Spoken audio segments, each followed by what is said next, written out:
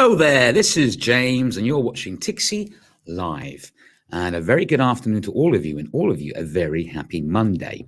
In today's program, which is going to be a short one, unfortunately, because the US is closed today. But in today's program, I just want to do basically a recap, or let's basically talk about who's the new UK Prime Minister, because that was announced today, and what an uphill struggle they have on their hands, plus a recent development from OPEC Plus. But before we get into all of that, don't forget these little videos are for educational purposes only, and in no way whatsoever should ever be taken as financial advice. I always suggest you do your own research and do your own due diligence, and of course know the risks at hand for entering any trade. With that out the way, let's get started. So the new UK Prime Minister is, as we pretty much expected it would be, was Liz Truss. And she has a massive job in front of her, a huge job. She inherits a country on the border or brinkling on recession, inflation at a 40-year high at 10.1%, a very unhappy labor force with many people going on strike due to the obviously high inflation and restrictions in their pay. So overall, it's basically a rehash of 1979 when Margaret Thatcher took over. But this is some of her policies, which I think we'll talk about how the market reacted to this, which was practically priced in. But here's some of her policies she wants to introduce. For one, she wants to do tax cuts. Okay, she wants to also go back on the national insurance scheme, which was put in by her predecessor. And she's obviously a very heavy Brexiteer, which I'll talk about again in a minute. Plus, she wants to review Bank of England, which again, like I said before, Bank of England should be an independent body. So that's worrying. But what worries me most is she wants to relook at the Brexit deal. And in some ways, she has said that she wants to rip it up, rip some of the agreements up. And you can't do that with the EU. I mean, this is a deal. So this is going to cause major problems, major issues. So anyway, she has got a tough job, but she's certainly not helping herself already. But anyway, on the announcement, it was pretty much priced in. We all expected it. We expected it this morning. However, the sterling is still trading at levels not seen since 1985. And let's pull up the sterling now as we talk about it. Actually, as you can see, it's pretty sideways. Like I say, the US is closed today for Labor Day. So we've only had the European market session open.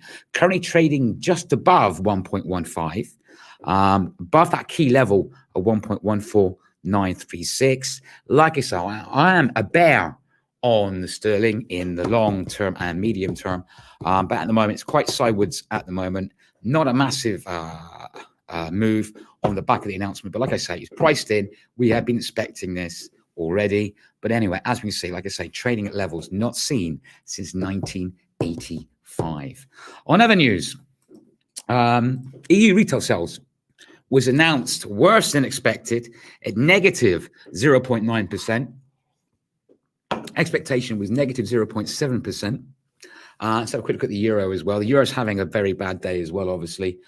Ever since Nord Stream 1 was announced that it won't be coming back online, currently trading in that key level of 0.99267. It is above 98 now. It did drop down to 98 level. It has not been at since December 2020. But like I say, pretty sideways with that as well. Another development, another thing which happened today, OPEC Plus has basically announced or agreed a small production cut. Okay, small production cut. Don't forget, Saudi Arabia said or hinted last month they may do this. Because reason why, they're very concerned about the dramatic decline in oil prices over the last 3 months. Because oil has collapsed quite dramatically over the last 3 months. Plus, they're concerned that the Iranian nuclear deal, which is making headway, it's hit a bit of a snag, but it is still making headway. If that deal goes through, of course, Iran will be allowed to start to supply its oil to the global markets once again. So that is what's concerned as the KSA, Kingdom of Saudi Arabia. So this is why OPEC has agreed a small cut. It's only a small cut, though. It's not massive. Basically, they've cut it by 100,000 barrels per day. on the back of this announcement, oil, which has been under pressure, is now currently trading at $89 a barrel. That's actually up $2.13. Don't forget, it's like I say, still quite dramatic. It was trading at $120 per barrel back in June. So OPEC Plus, they've intervened. They want stable oil prices.